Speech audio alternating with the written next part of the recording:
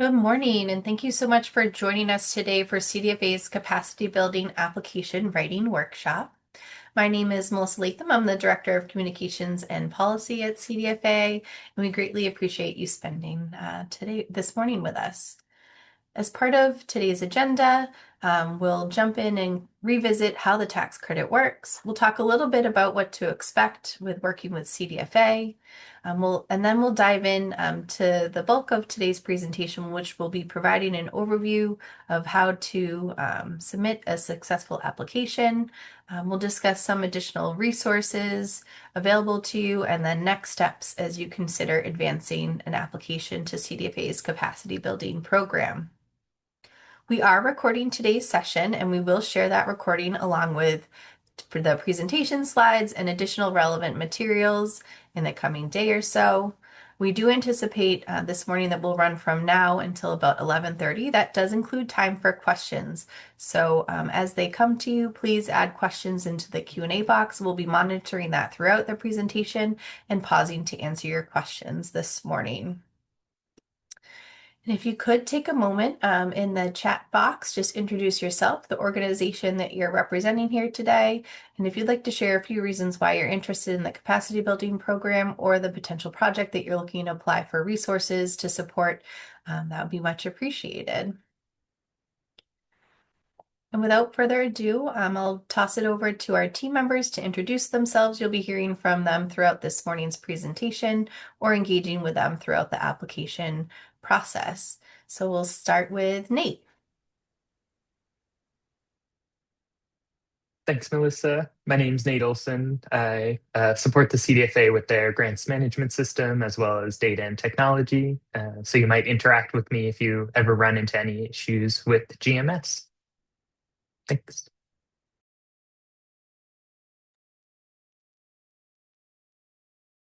Good morning, I'm Kim Pasoka. I'm the accounting director for the CDFA. I do financial reviews and am here to answer any of your financial questions.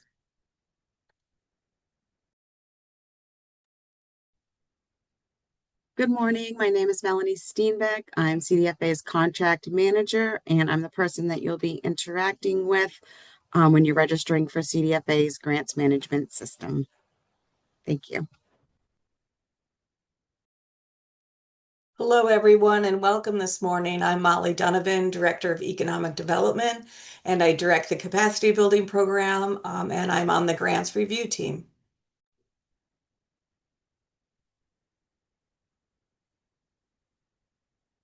Hi, I'm Kirsten Barton, and I'm the Community Development Manager, and I work with Molly on the Tax Credit Capacity Building Program.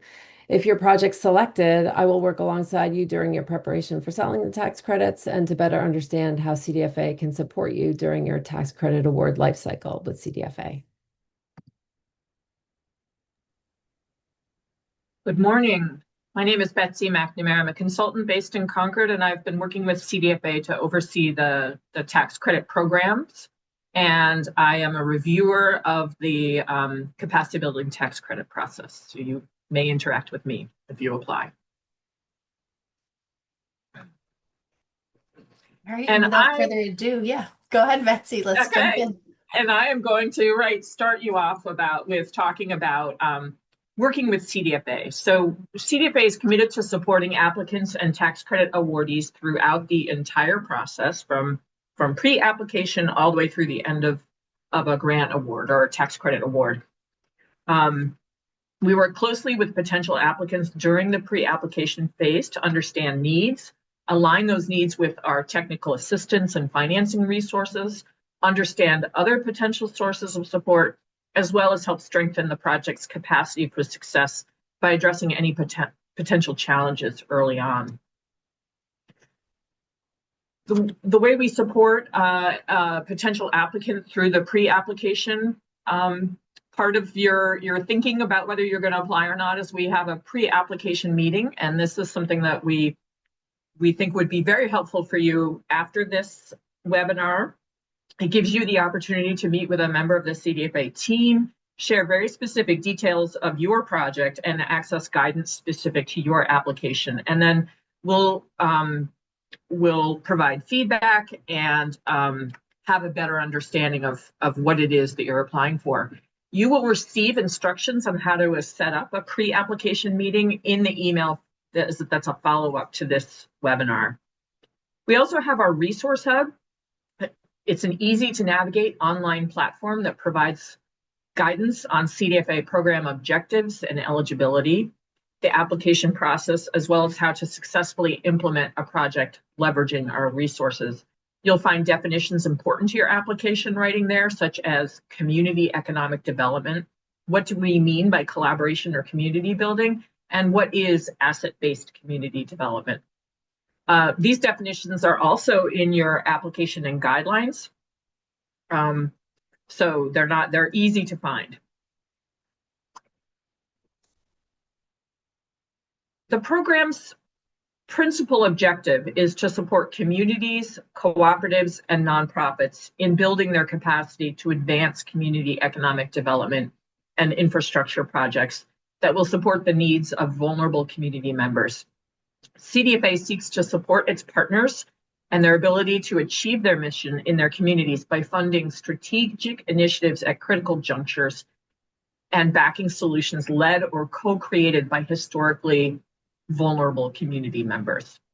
So the 4 priority areas of the capacity building program are: increase collaboration across organizations and stakeholders, increase an organization's and communities' ability to engage in physical infrastructure or other community economic development projects.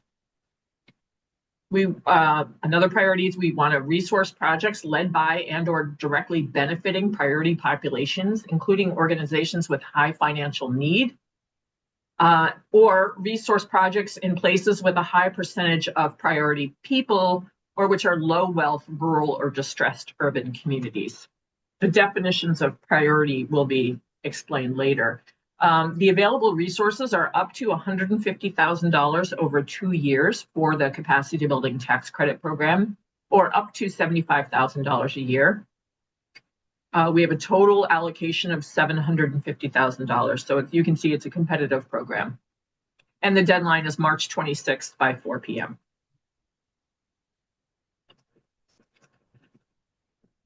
This is the grant process. So the tax credits you are applying for are state fiscal years 2027 and 2028.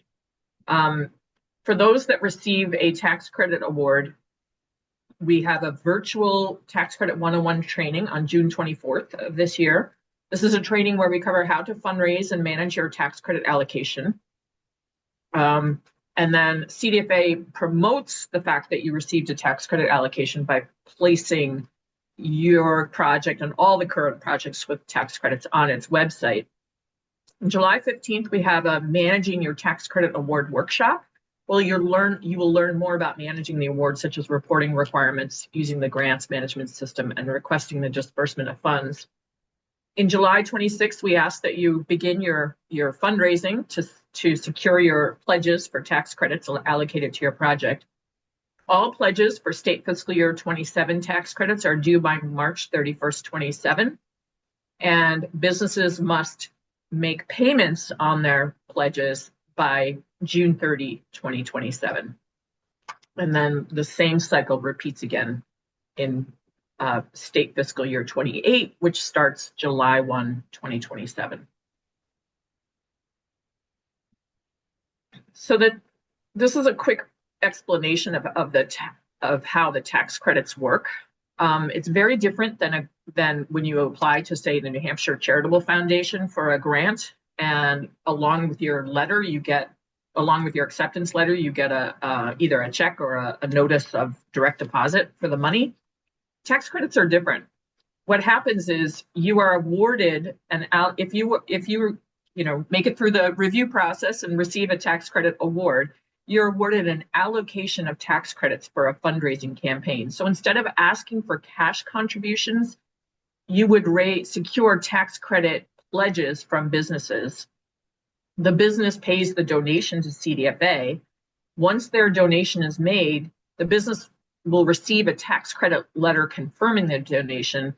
And for every dollar the business contributes to your project, they get back 75 cents in state business tax relief.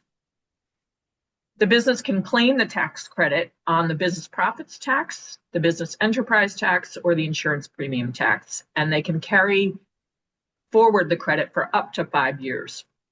Their contribution, the 25 cents that is left remaining, may also be eligible as a state or federal charitable foundation, but donors should check with their tax advisors about the potential for additional tax benefits besides the 75% write-off on state taxes. So this is a step-by-step diagram of how it works.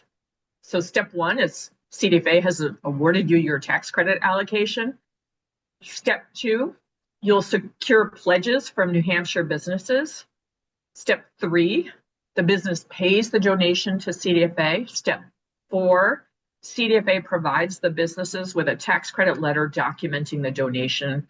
And step five, funds for projects are available to be released to you when you've completed the fundraising and the donor has given for that year. Please note that CDFA retains a 20% program fee on all business donations. The tax credit program receives no funding from the state general fund. So this is how we are able to administer the program. So an example is if your project receives a $10,000 donation from a business, it will net out to $8,000 for your project. That calculation is done automatically in the online application. So our advice to you is to ask for what you need, up to $75,000 a year. And the calculator, up to $60,000 a year, and the calculator will tell you what the add-on is. So again, if you are awarded tax credits this June of 2026, business pledges are due March 31st, 2027, and the donations are due by June 30, 2027. When donations are received, your project can get the funding. Depending on the size of your award, your tax credit will likely be broken down between 2 tax credit years, fiscal year 27 and 28. Some applicants to the capacity building program decide they need just 1 year of tax credits. So you can certainly do that. You don't have to apply for both years. But typically, most applicants are applying for both years. Then again, as I said earlier, the tax credit, the year resets. So for state fiscal year 28, pledges must be secured by March 31st, 2028. Donations from businesses are due by June 30, 2028. And I'll just pause here and note that we are talking about 2028 here. It just feels so far away, but it's actually quite close, especially when you are talking about state fiscal years. If your project is awarded, don't worry, you don't have to know all this right now. If your project is awarded tax credits, we will dive into this information in much more detail during our Tax Credit 101 workshop in June. So I will pause here for any questions, if anything's come up. Hey, Betsy, we're not seeing any questions in the Q&A or the chat box right now, but I imagine it's a lot of information just to take in at the start. So we'll be revisiting that throughout. Okay, great. So we're gonna dive into the application now. So I would like to introduce to you Molly Donovan, Director of Community Economic Development for CDFA. Thanks, Betsy, and thanks, Melissa. I know we've just shared a whole bunch of dates with all of you in our audience today. Just want to be very clear that the application for capacity building is due on Friday, March 6th at 4 p.m. And all the information that you need is in the application and program guide. You'll see a picture of that right here. Melissa will put a link to that in the follow-up email, and I believe she'll put a link right here in the webinar. All the questions you have and what I'm going to go through right now is in the application and guide. So this is your really first go-to before you reach out. Check the application and guide. Bring that with you when you have a pre-application meeting. You can access it on our website. You can print it out on your own, or you can read that online. So I'm going to go through first some tips for submitting your application online to us. Yes, Stephanie, it is March 6th, so I want to be really clear about that. The date is March 6th. And Melissa, if you could also answer that in the chat, that would be very helpful. Thanks for asking. So some tips for a strong application. As I said, take a look at the application and guide, read through it, go back and check different pieces of it as you're working on your application. We also suggest that you draft your responses in Word or Google Doc or whatever you're using to develop a narrative. This is important because you'll be able to do your spell check and your character count and your word count in Word or in Google Doc.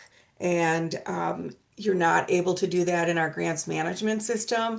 So just write your narrative and write your application as best you can in a Word doc, and then you'll copy that over. We always suggest that you start early and keep saving as you go along. And because we, on our deadline day, March 6th at 4 o'clock, the GMS system will shut down. And so if you've not gotten all your pieces in your application, we're not able to review them. We find the best applications are shooting for maybe 1 or 2 days early, maybe the Wednesday before the Friday deadline.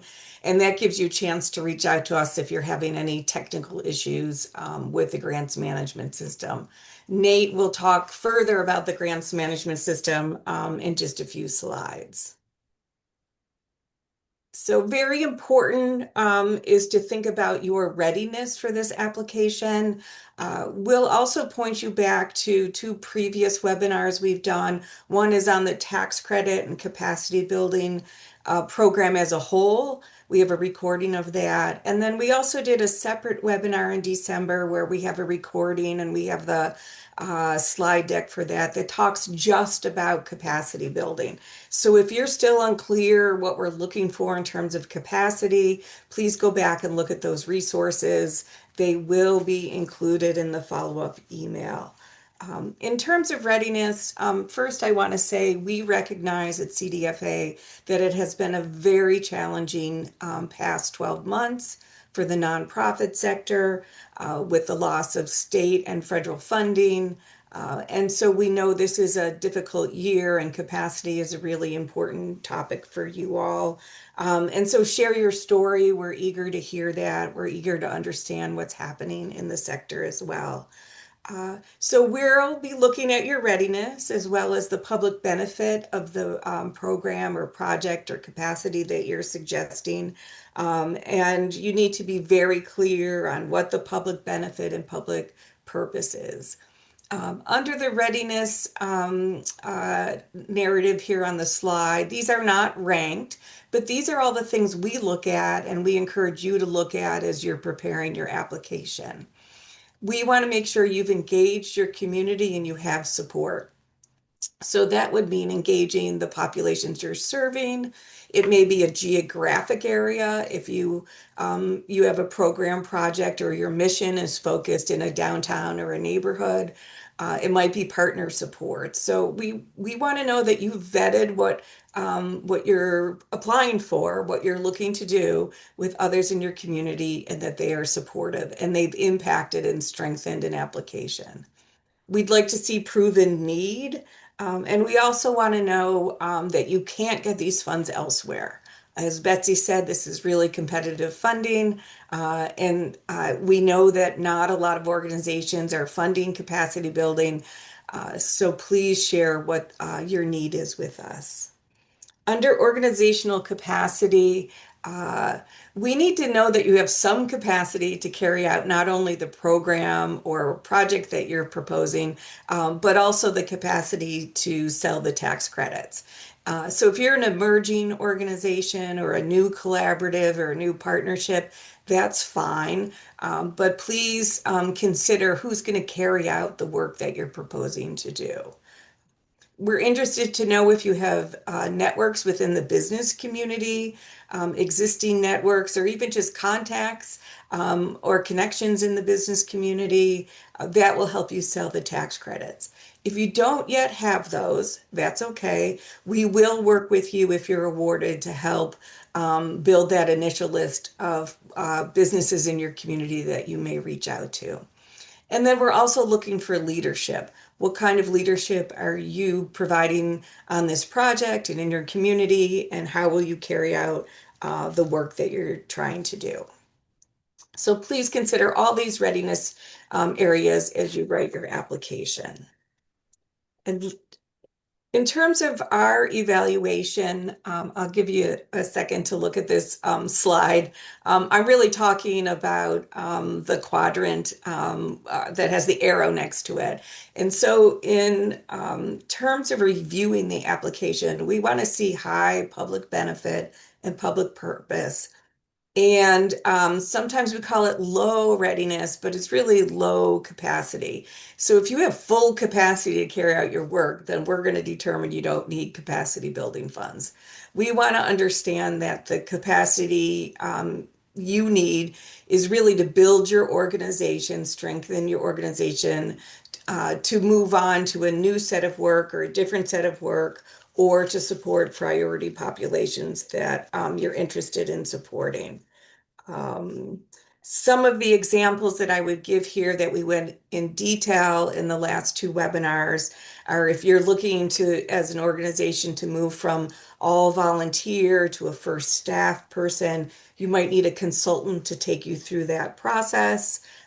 Identifying a consultant, knowing you need to go through that process, is enough capacity for us to understand that you need funding to do that. You may be a visionary leader who's been championing a topic or an issue across the state or in your region, and you've now determined that you need to build an organization around that. We recognize you would have low capacity to run that organization, but just the process to learn how to do that and to set that up are the type of things that we're interested in funding.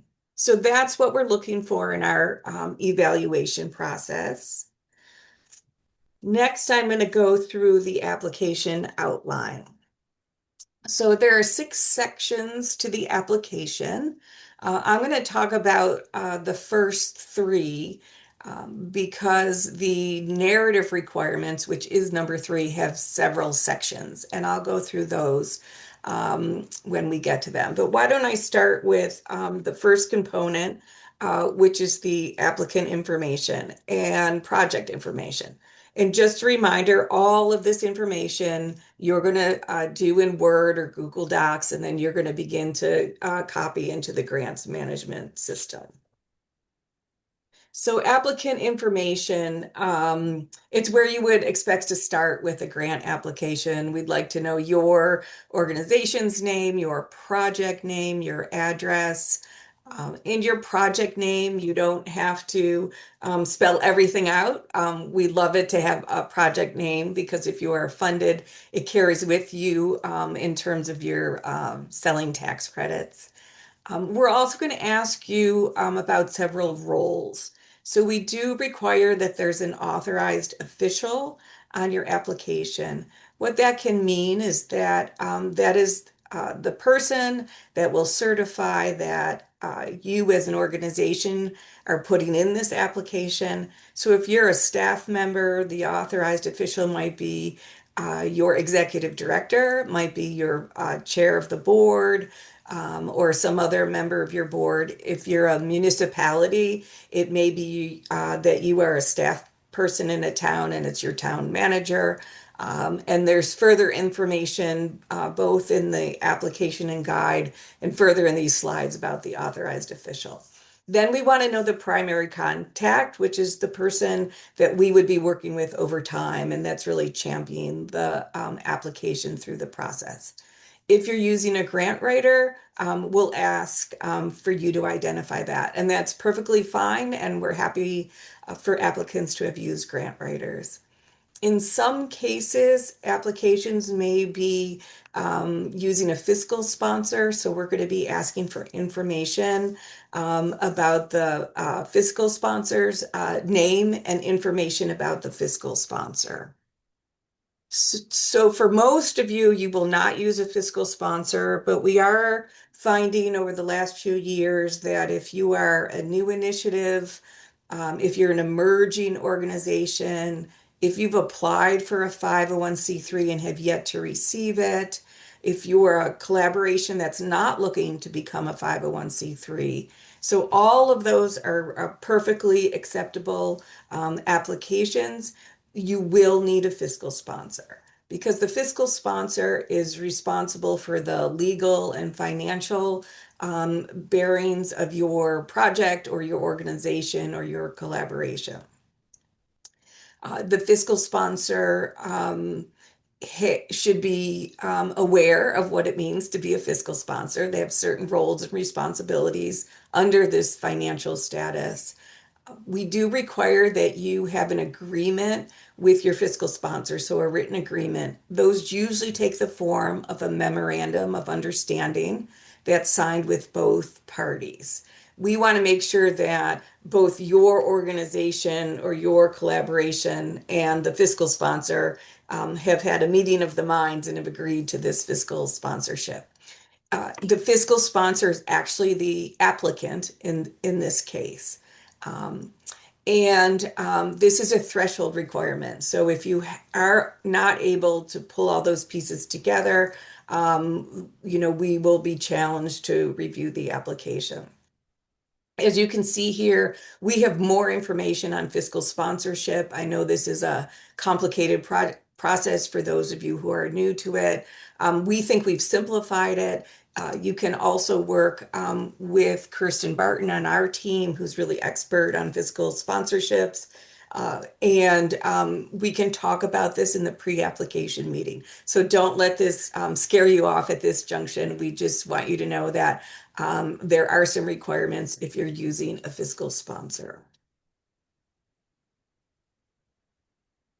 Project information, as Betsy shared up front, but I'll just reiterate, projects can be for up to 2 years, but not required. You can apply for 1 year. You will require a budget. So your budget will determine how much you're asking for, and the maximum is $150,000 over the 2-year period.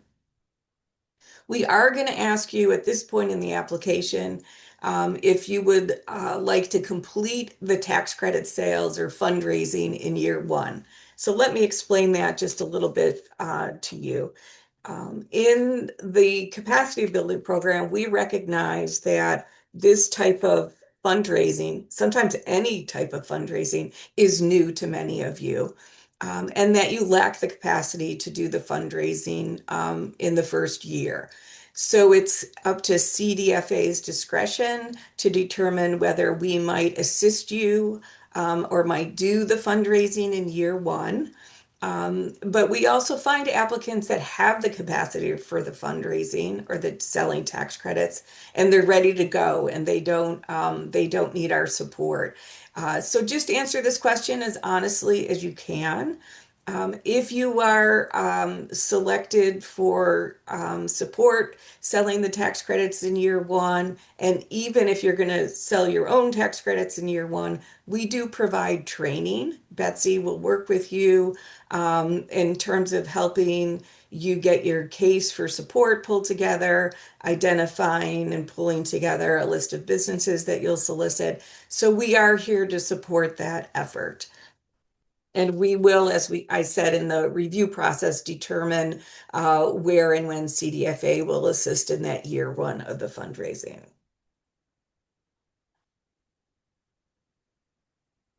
In the application outline, now I'm at the narrative requirements.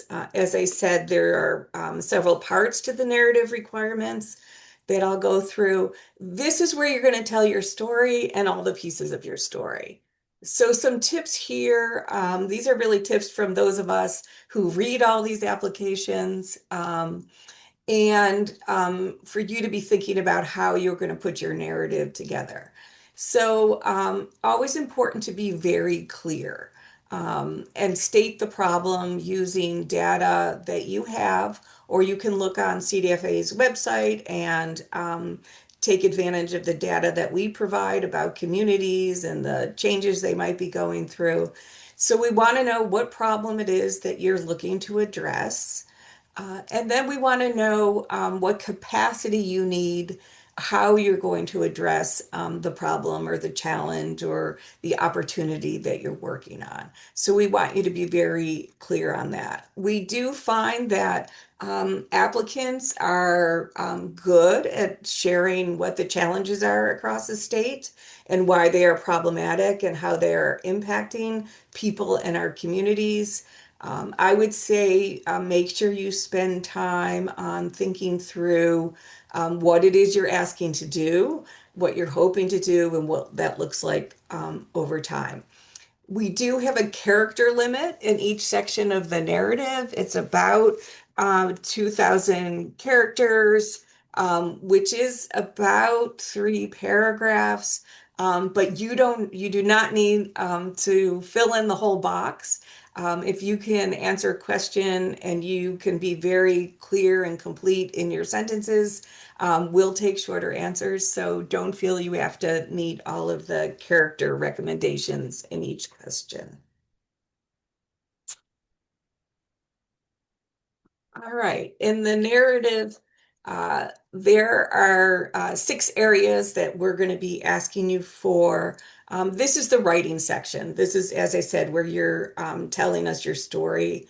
The best proposals are when the writer can clearly describe the challenge and how you're going to address the challenge. I always suggest to folks that share this with a colleague, someone in your community, maybe a partner at home, and make sure they can understand what you're suggesting. That just makes it really clear and easy for us. So the organizational capacity needed. Our definition, and I think a common definition of capacity building, is to build the strengths, the ability, and the processes of a nonprofit organization. And so think about what skills you're looking to build in terms of staff or your board or your volunteers. What kind of process do you need within your organization to strengthen your organization? So in this organizational capacity question, you're really looking inward to tell us what you need as an organization. And how do you know you need that? And how will it help you meet your mission? Great. Thank you, Melissa. The project narrative is next is the challenge addressed. So what is the problem that you're working on, or the challenge? I like to sometimes call it opportunity that you're working on, and explain that to us. What has it been like historically? Was it like right now? What do you project it's going to be in the future? And how do you know this is a challenge? Usually the strongest answer here is a combination of data that you're sharing with us, maybe a short story of lived experience, or the experience of your team or your organization.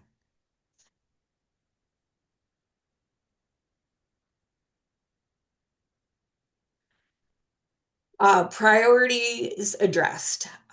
In the previous presentations, we went over these in great deal, and they're in the application and guide, so I urge you to go and take a look at those.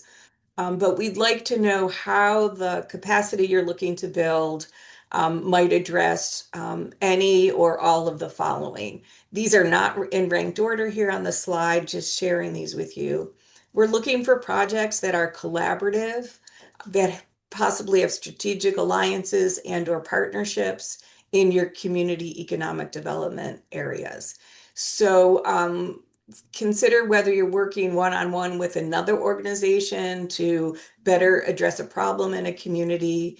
Are you looking at a strategic alliance where one or two or a number of nonprofits or community members are coming together to share maybe your back office operations or share staff, or some way to improve efficiency, especially during this challenging time? Or is your effort a collaboration among organizations where organizations are playing different roles, but they come together on the same topic area.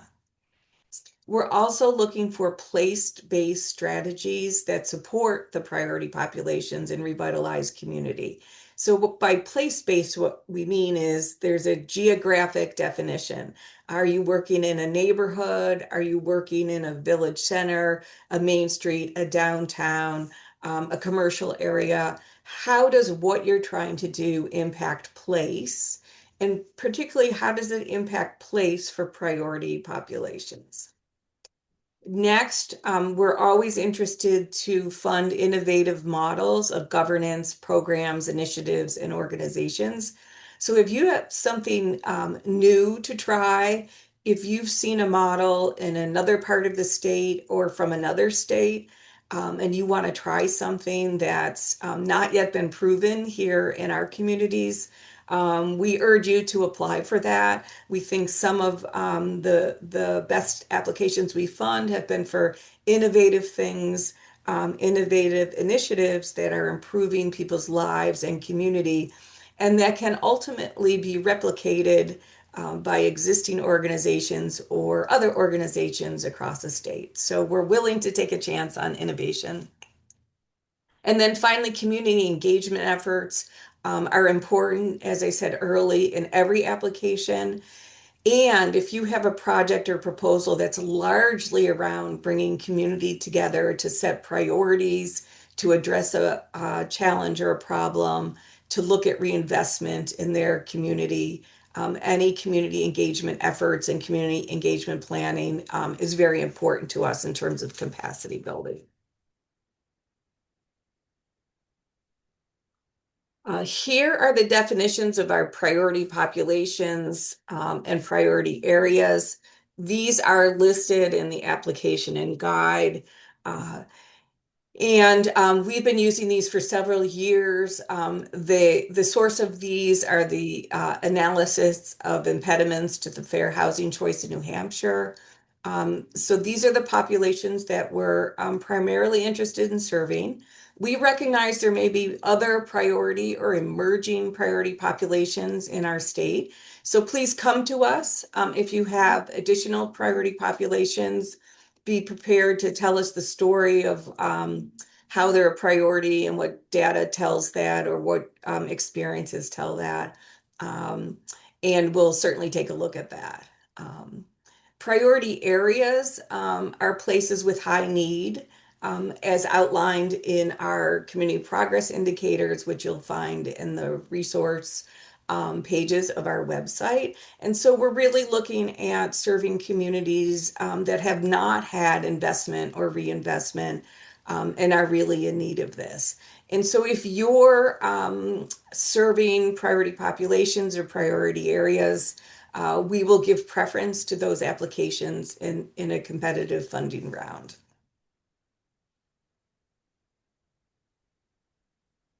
So what's the long-term value of what you're trying to do? And there's two sections to this that we'd ask you to think about. What is the long-term value to your organization in terms of the people you serve? So the capacity you're going to build is going to do what with the people that you're serving or the people you're working with in community? And also, what is the impact to your community? So we want to know that the work you're doing is for the betterment of communities of people and communities of place. So if you typically are not doing work that's geographically based, I'd encourage you to think about the population you're serving, where you're serving them, and what impact it's possibly having on that community. And that community can be defined as a neighborhood. It can be the city of Manchester. It could be the town of Farmington. It could be a region, the North Country part of the state. But just think about both the people you're serving and the impact to your community.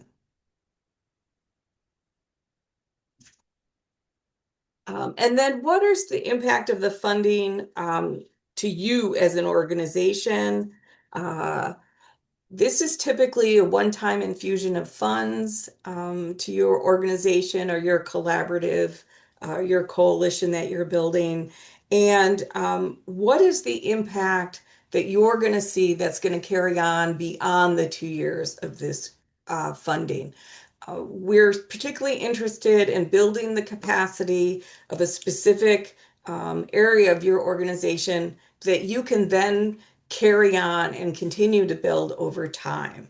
And so I would think about our funding as we can come in for 2 years, maybe get you started with a consultant that can move you in a certain direction, maybe help to have funding to train staff so you do your work differently, a consultant to bring in a variety of expertise to your board, staff, and partners in the region so that you'll do your work differently. So think about, and you'll have to answer the question on the impact to your organization.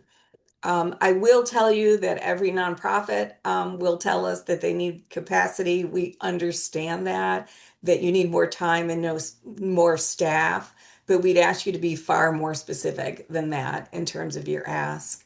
And then just make sure that the timing that's outlined in the application and guide and that Betsy shared in an earlier slide is going to work for you in terms of the work you're doing. Because you will be part of selling the tax credits or CDFA, selling year one tax credits, this is not funding that's immediately available to you when you're notified of your award. And so just be aware and make sure that your project can wait to get through the cycle of raising the tax credits. I will also share that what we've seen over time, which has been very satisfying, is that in engaging businesses and selling the tax credits, you are building a relationship with the businesses that you can continue and should continue over time. So our hope is that you will raise tax credit funds from businesses. And then after the tax credit program, you'll continue to go to those businesses as major donors for your organization. So that timing is important. And then just finally, how will you know that your proposal is successful? If you look in the future in the next 5 years, 10 years, what story do you want to be able to tell about how this infusion of tax credit funding and support from CDFA helped you advance as an organization and advance your mission? So, what would success look like in the short term and in the long term? And we'd love to hear that story of what you're expecting. Be very honest with us. It's okay, especially under this idea of innovation. If you're trying something that you're unsure of, that is fine.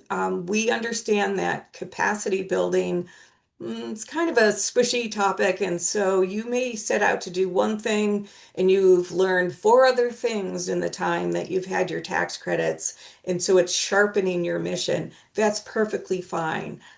We would like to know what it is you're hoping to do, and also know what you're hoping to learn and where you're a bit unsure. That still makes for a strong application. Uh, Now, before I turned it over to Kim to talk about the budget and fundraising, Melissa, do we have any questions right now about the application pieces? I'm not seeing any questions currently. I'm sure folks are warming up after a snowy long weekend. So, Okay. uh, And can I just double check that March 6th is the date we're sharing for the March when the 6th, applications are yes. due? Okay. I just want I saw there was some chat and I just want to make sure we have that right. All right. Thank you. Next, I'm going to turn it over to Kim and she's going to talk to you about budget and fundraising. Hi, everyone. So I'm going to be talking about your budget and your fundraising and your financial picture. It's kind of the more mundane part of the application, but equally important. Your finances also tell us a story and give us a picture of what your organization is like and what your project, what your financial picture looks like for your project. So we're going to go to the next slide, which is the project budget. The project budget is an important part of the application, as it will show us the total budget for your project, what portion you intend to pay for from tax credits, and which portion from other sources in your budget. Feel free to add new line items in the other row. This budget gives the CDFA reviewer an overall picture of the final budget for the project and how tax credits fit into your funding strategy.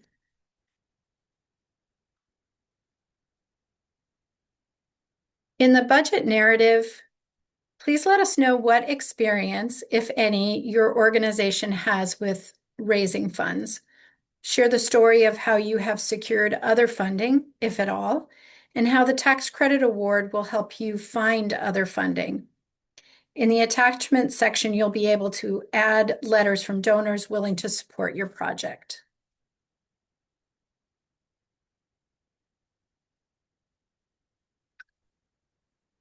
Please provide a brief narrative describing your financial environment. Questions you might want to consider include, do you have dedicated finance staff, a finance committee, or other financial technical assistance?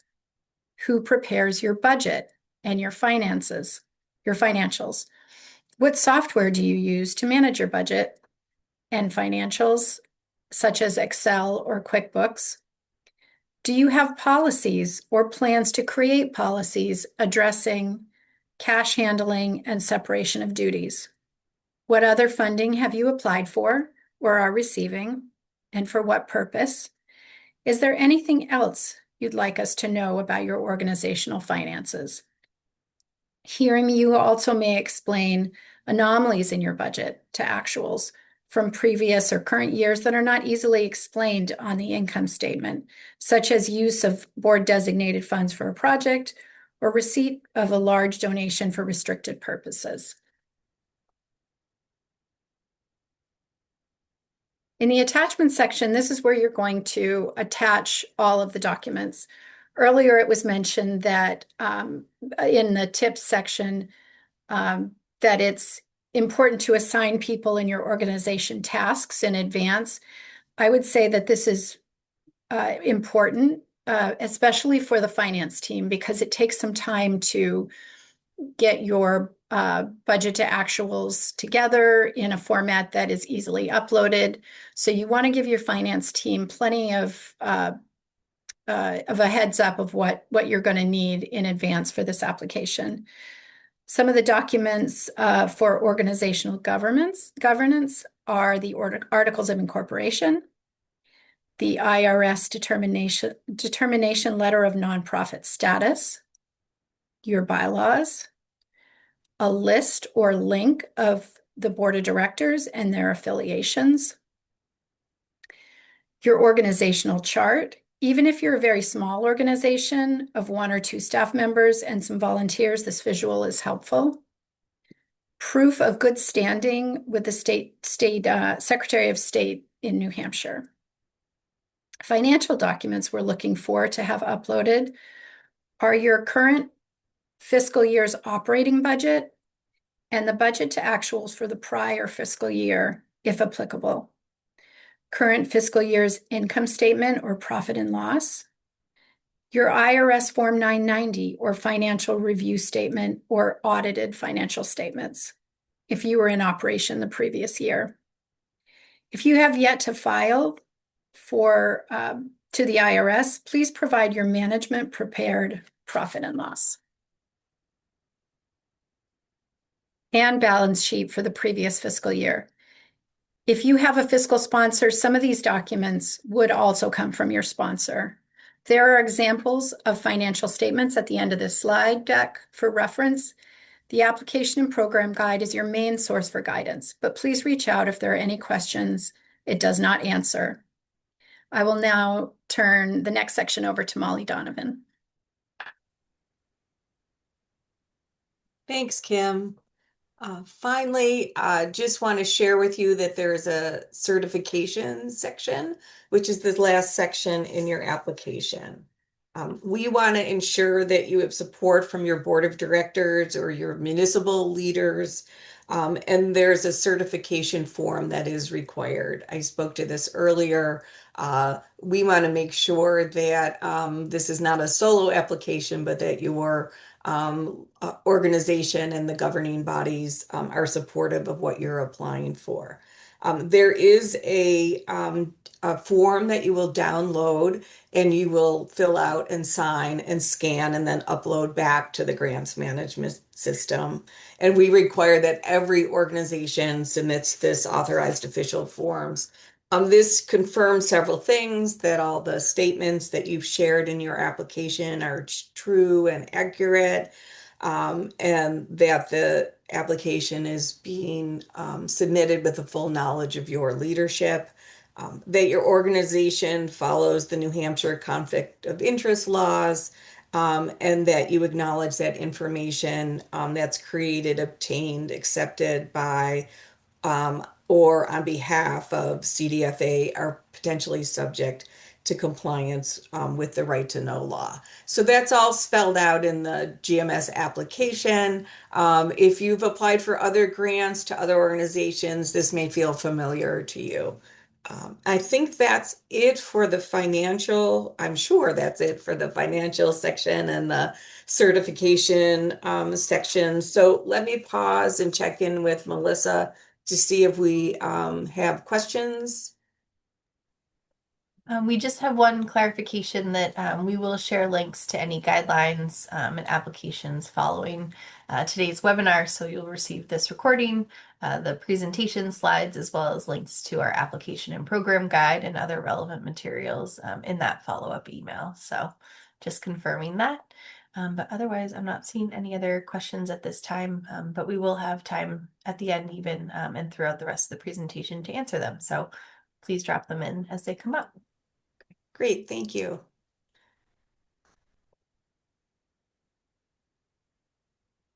Now I'm going to turn it over to Nate Olson, who is our staff expert on the grants management system. So over to you, Nate.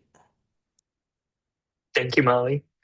As Molly said, I'm Nate Olson. I support the CDFA with their grant management system as well as other data-related activities. And so today we're going to walk through really quickly our grants management system just to get you all feeling comfortable, hopefully able to log in and start your application. As I said, GMS, or our grants management system, is the platform that CDFA uses for managing the full life cycle of our grants. So this is from application all the way through project closeout if you are awarded. So this system is something you will sort of develop familiarity with over time. Because of this, anyone who needs access to your application and if awarded your grant should have a profile created with us in grants management system. This could include people like a grant writer if you're using one. The authorized official definitely needs an account, as well as the primary point of contact for your grant. So getting these people registered in GMS as soon as possible is a great first step.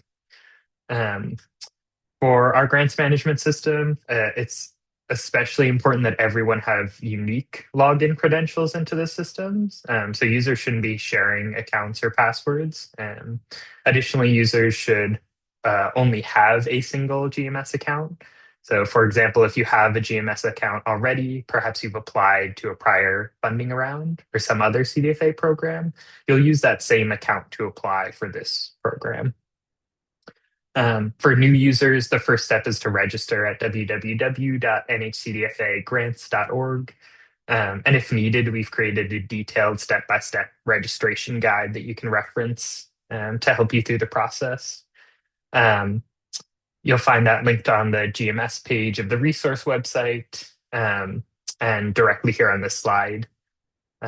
Please note that each new user registration is reviewed internally by our staff and then approved.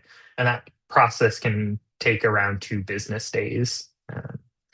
For existing users, all you need to do is log in with your current account credentials. And if you run into any issues accessing your account, there are username and password recovery tools directly beneath the login field, so you can give those a shot. And if detailed guidance is needed, you can also take a peek at our password recovery video for instructions on how to reset your password and regain access. And if you're still having registration issues or have any questions, Melanie is who you can go to ask for support. So her contact information is up there as well. Now that we've reviewed how to log into grants management system, I want to walk through the process of starting a new application real quick. And this process is used whether you're applying for tax credits or other funding opportunities we have. And for this process as well, if needed, there's a detailed guide to give you step-by-step instructions. The high-level overview, though, is first you're going to log into grants management system with that account you just created. You're going to be able to access the login page through the links provided on this slide or directly on the CDFA website. Once you're logged in, we'll have you navigate to the funding opportunities section, and that's on the left-hand navigation menu. And this is where all of our available funding programs are listed. For this particular application, the funding opportunity you're looking for is SFY, State Fiscal Year 2027, Capacity Building Tax Credits. And you'll see that listed under ID number 37016. Something to note is tax credits rate is broken up into two different funding opportunities. So for this particular webinar, you're making sure you're grabbing the capacity building tax credits, not the general tax credits application. And then finally, once you've selected the correct funding opportunity, you're going to click Start Application to begin the process. If you're unsure about any of those steps, take a peek at that detailed guide for additional support, because that will walk you through the process with screenshots. And on the next slide, I have high-level screenshots for you all to take a peek at real quick. And these high-level screenshots, just 4 quick shots, will probably get you there in most cases. The sign-in page, using that menu to click on funding opportunities. That gives you our list of funding opportunities. You're grabbing the capacity building one in this particular case and starting your application. Lastly, Molly stole my thunder. We have some tips for using the grants management system. I won't review them, but they are there as well. Okay. I'm going to kick it back over to Betsy. Thank you. Hello. So, as Nate just described, we're going to talk about next steps now. We're in the home stretch of our presentation, and then we can open it up for questions. The first step is for you to register in GMS, as Nate just described. We'd like you to review the application and program guide that is, Melissa has dropped the link in the chat.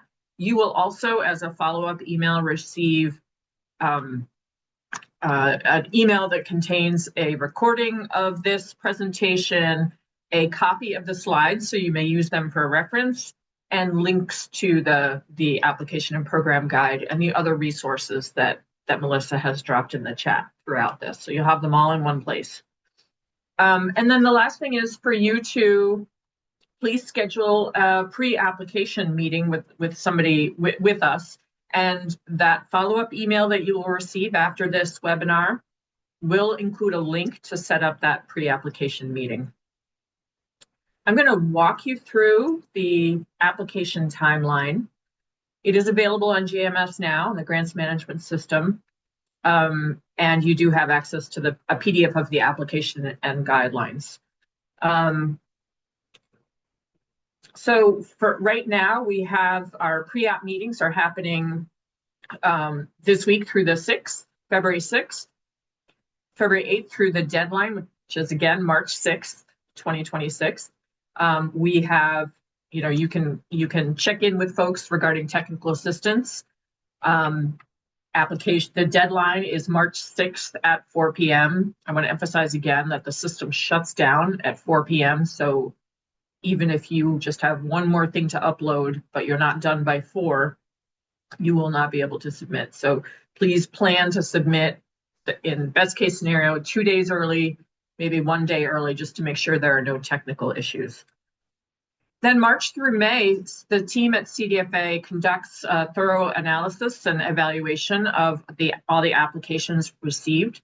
In the case of the capacity building tax credit applications, we do seek a virtual follow-up meeting, and that's an excellent opportunity for us to ask you questions and for you to provide the answers. And I can tell you that sometimes we get it wrong when we're reading it. We think one thing, and then we actually have the meeting when we talk with you, and you're able to explain in more detail, and we realize, oh, okay, now we understand it better. So that follow-up meeting is really, really helpful.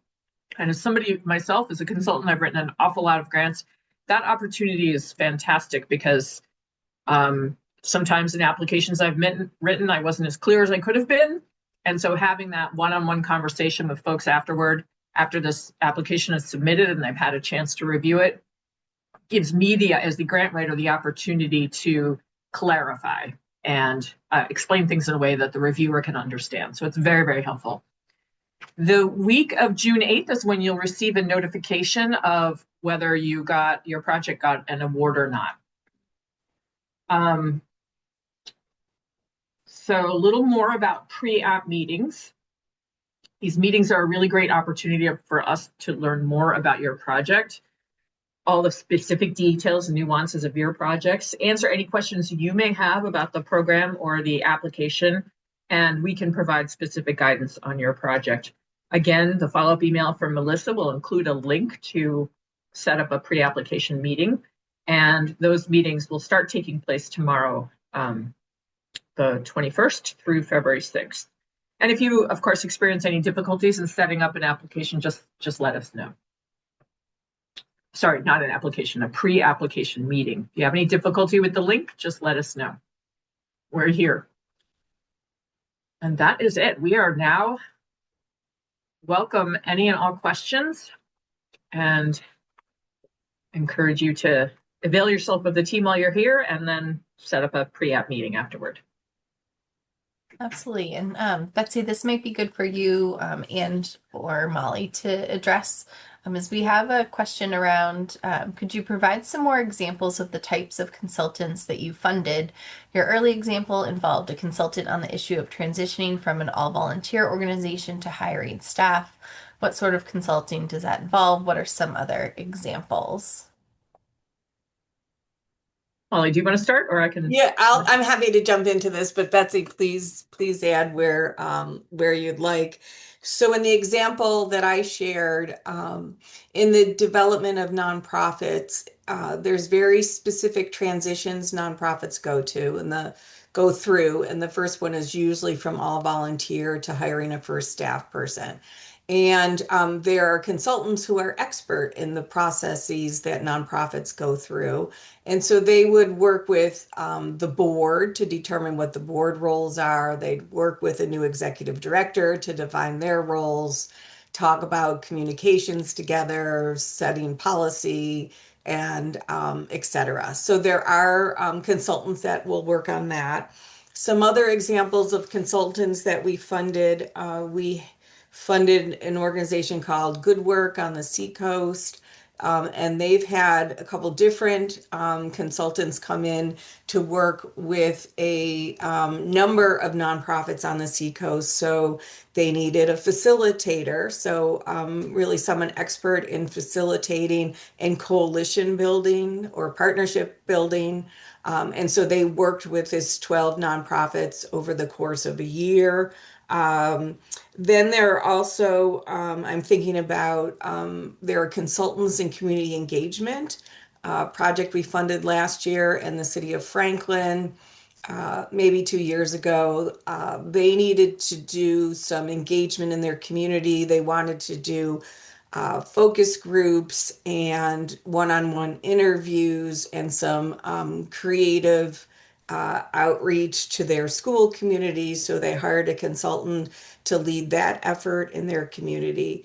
So these are all consultants that are largely in New Hampshire already and familiar with this various type of work that I'm outlining.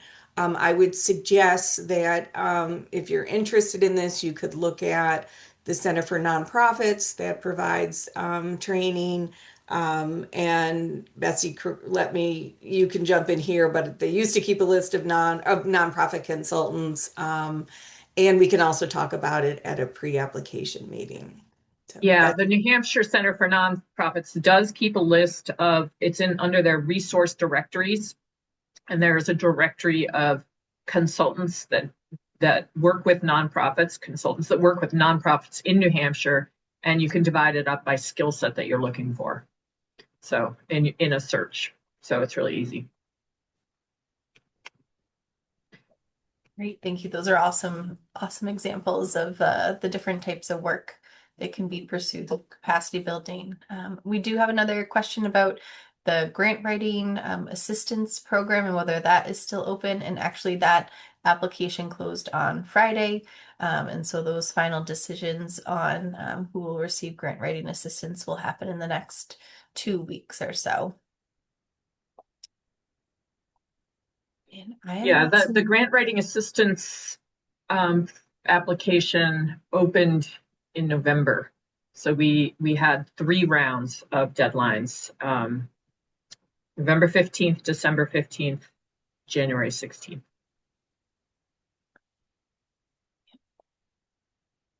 At this time, I'm not seeing any additional questions.